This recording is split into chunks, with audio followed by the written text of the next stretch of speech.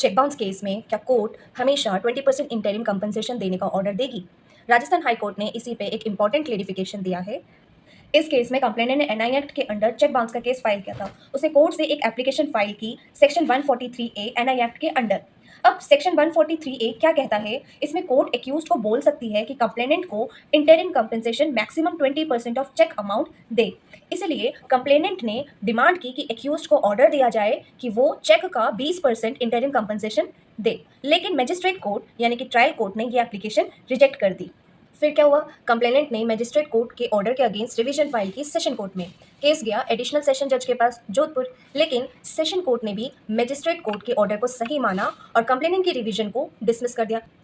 अब कंप्लेनेंट आ गया high court. अब उसने हाई कोर्ट में क्रिमिनल मिसलिनियस पिटीशन फाइल कर दी, लेकिन प्रॉब्लम ये थी कि ये पिटीशन टेक्निकली सेम इशू को दोबारा चैलेंज कर रही थी, जो कि ऑलरेडी रिवीजन में डिसाइड हो चुका था। तो अब यहाँ पे कोर्ट का मेन लीगल इशू ये राइज होता है कि हाई कोर्ट में, मतलब कि सेशन कोर्ट के बाद कंप्लेनेंट दोबारा चैलेंज कर सकता है, यानी कि सेकेंड रिवीजन अलाउड है या नहीं। तो यहाँ पर सीआरपीसी का रूल अप्लाई होता है, सेक्शन 397 क्लॉज 3, जो कि ये कहता है कि एक ही पार्टी दो बार रिवीजन फाइल नहीं कर सकती, यानी कि पहले रिवीजन सेशन कोर्ट में और फिर सेम इशू हाई कोर्ट में अलाउड नहीं है। मतलब कि इसी को कहते हैं बार ऑन सेकेंड रिवीजन।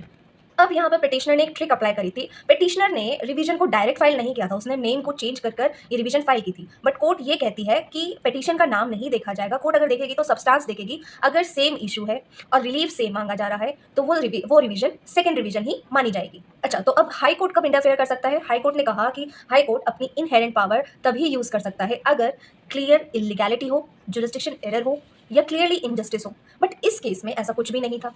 अब कोर्ट ने इसमें एक इंपॉर्टेंट बात बोली कि सेक्शन 143A मैंडेटरी नहीं है, मतलब कि हर केस में कंप्लेनेंट को 20% इंटरिम कंपनसेशन दिया जाए ऐसा जरूरी नहीं है। ये एक डिस्क्रिशनरी पावर है, तो कोर्ट इसमें फैक्ट्स देखकर ही कंपनसेशन देना है नहीं देना है ये डिसाइड करेगी। हाई कोर्ट ने देखा मजिस्ट्रेट ने भी प्रॉपर्ली रीजनिंग दी थी और इसी चीज़ को सेशन कोर्ट ने भी एग्री किया था, इसलिए इसे कंकरेंट फाइंडिंग कहते हैं और इसमें कोई भी इलीगैलिटी, कोई भी पर्वर्सिटी, कोई भी आर्बिट्रेरीनेस नहीं मिली।